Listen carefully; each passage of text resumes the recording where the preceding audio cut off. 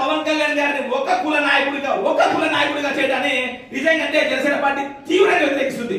మా పార్టీ విధానమే కులాలను కలిపే ఆలోచన విధానం, మా మూల సిద్ధాంతం.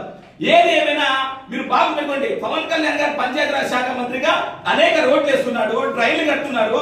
ఇవే కాకుండా వైవిధ్యమైనటువంటి సంస్కరణలు తీసుకొస్తున్నాడు. ఆ సంస్కరణలు తీసుకొస్తే దేశవ్యాప్తంగా కూడా గుర్తింపు వచ్చి కేంద్ర ప్రభుత్వం కూడా సుమారు 29 అవార్డులు ఇచ్చింది. ఈ రోడ్ వేస్తే ఒక కులం నడుస్తుందా? దాంతో ముస్లింలు, హిందువులు, క్రైస్తవులు అందరూ నడుస్తారు.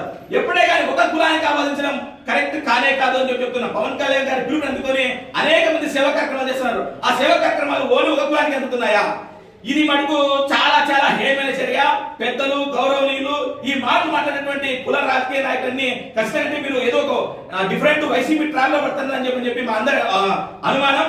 ఖచ్చితంగా పునరాలోచన చేసుకొని రాబోయే రోజుల్లో ఖచ్చితంగా మళ్ళా తిరిగి నిస్వార్థ నాయకుడు కొందరు పవన్ కళ్యాణ్ గారికి అండగా నిలుస్తారని చెప్పి మేము భావిస్తున్నాం.